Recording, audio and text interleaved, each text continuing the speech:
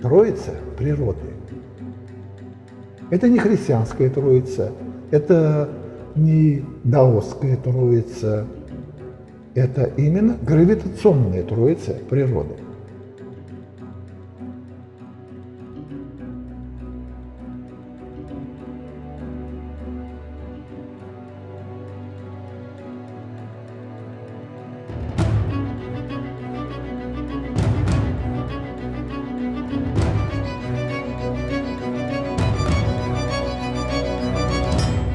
Все три центра объединяются в одно целое. Это значит, вы вступили в прямую связь с эволюцией Земли, с той жизнью, которая на ней происходит.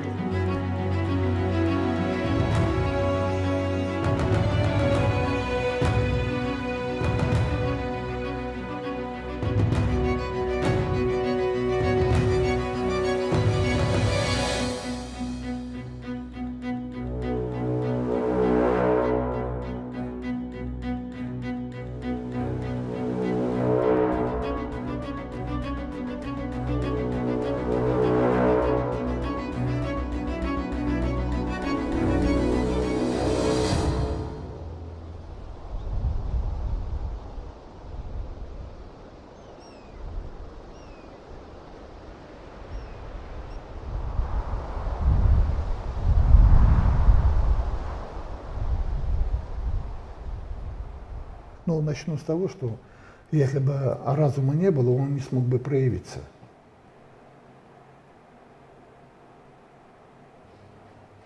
Вселенная разумна. Если этого разума нету, невозможно его проявить. Животные от нас отличаются тем, что они не могут размышлять или заниматься медитацией. Но они могут заниматься трансом, животным трансом. Когда они мобилизуются, они находятся в зоне транса, в момент охоты. Они собираются, происходит полная сборка.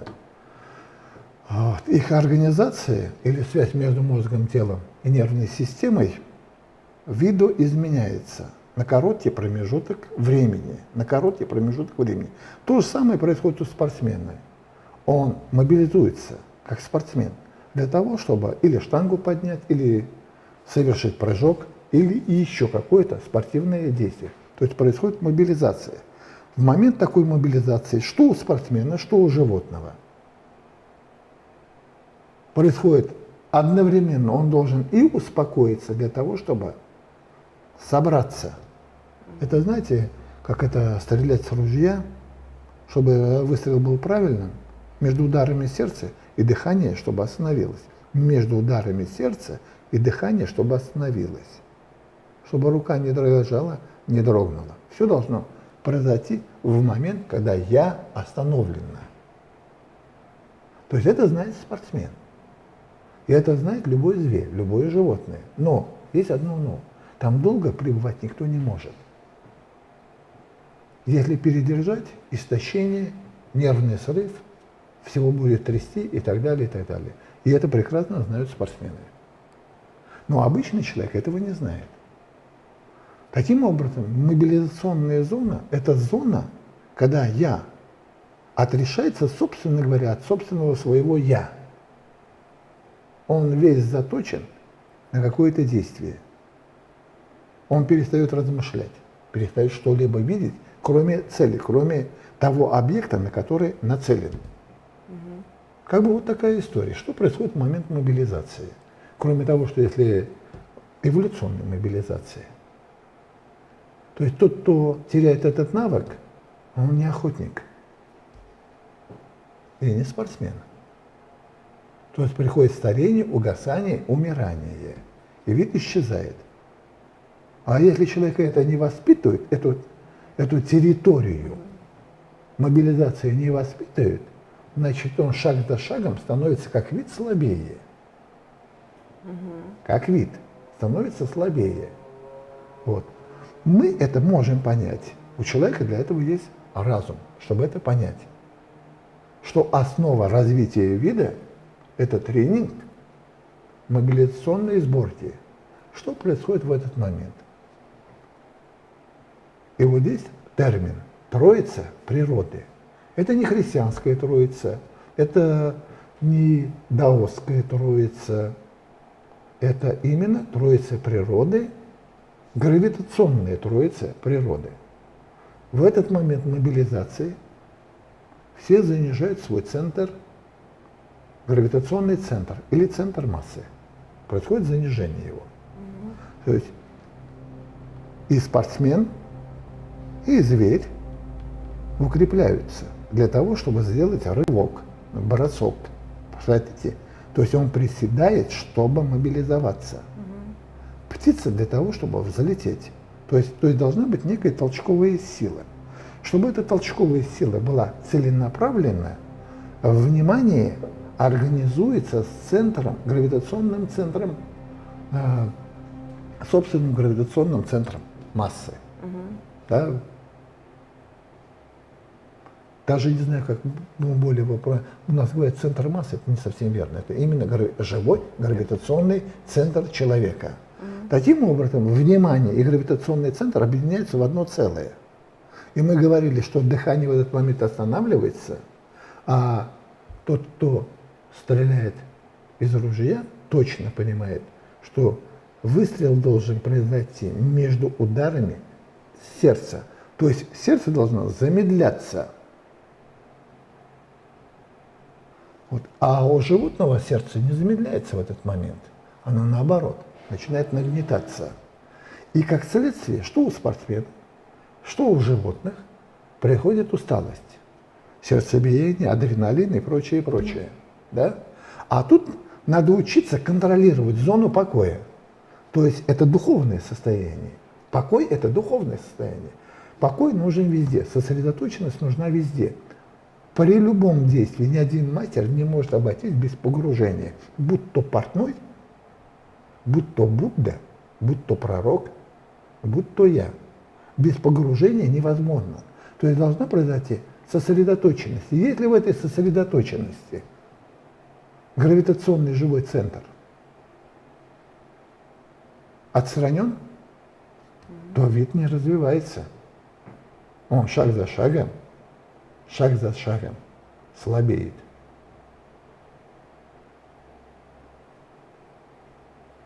Итого, я показал один центр, без которого гравитационный центр, как внимание, если оно не работает вместе, человек или животное, или человек стареет, выпадает и слабеет и выпадает как развитие. Он природе не нужен. Он как вид природе не нужен. А природа, как в первом вопросе мы говорили, это почему-то бездушная. В ней как бы души нету. И получается, нас разделили, у нас есть духовная часть, а природную часть отделили. То есть у нас не появился специалист, который смог бы объединить две эти части в одно целое. И как следствие у нас не было мастеров, мы понятия не имеем, что это такое. Я пытаюсь эти две части объяснить, что если ваше внимание связано с гравитационным центром, который находится у вас в животе, тип вашего внимания становится гравитационным. Вам не надо впиваться, как животное, в землю. Но не чувствовать землю уже невозможно. Вы находитесь в другом пространстве, гравитационном. И тип дыхания, он другой. Он не такой, как момент сосредоточения у животных или стрелка. Но дыхание другое. Я могу на вас даже это продемонстрировать. Тип дыхания. Пока мы с вами общались, нравится вам это или нет, вы все равно погрузились. А теперь скажите мне, пожалуйста, вы дышите? Нет. Оно какое-то другое дыхание. Другое. Вы практически не дышите. И чувствуете себя комфортно. Да. А я могу попросить вас вдохнуть полный грудную клетку, вдохнуть, просто вдохните все. Давайте, пытайтесь. Давайте. Сложно? Или необычно, или что? Очень необычно и расширяется все. Чтобы вам отдохнуть, вам приходится использовать все тело, Да. начиная от стоп. То есть вы вдыхаете всем своим Да. телом, Да. да? От пяточки до макушки. Да, всеми своими пальчиками и так далее, и так далее. А теперь скажите мне, вы в покое? Да. Ну, посмотрите, силы прибавилось. Да. То есть без каких-либо тренировок все ваши мышцы пробуждены, все верно? Да. И внимание тоже. И внимание тоже, и при этом вы находитесь в покое. Да. Чем отличается сознательная видовая эволюция от обычного человека? Это трансгравитационный переход,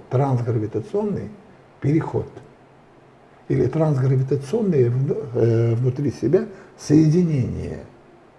Все три центра, обозначенные 1, 2, 3, объединяются в одно целое. И если это объединение произошло, по этим принципам крутится наша Земля. По этим гравитационным принципам она живет. Это значит, вы вступили в прямую связь с эволюцией Земли, с той жизнью, которая на ней происходит. А она сама находится в пространстве вселенской эволюции. Таким образом, вы можете это принять, а можете нет. Вселенная сознательна. Она живет под одним и тем же принципом, по принципам Троицы природы. Вы прямой наследник Земли. Вы прямой наследник Земли. Если вы принимаете Троицу природы, вы ее наследуете. А если вы ее не понимаете и не принимаете, вы не наследуете Землю. Потому что как вид, вы сами себя подвели к уничтожению, самоуничтожению.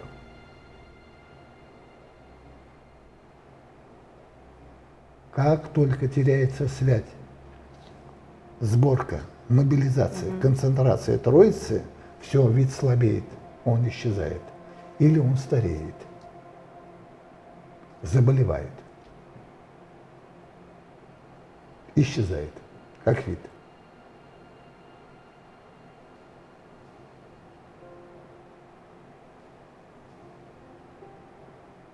Землю наследуют те, кто станет носителем природной Троицы.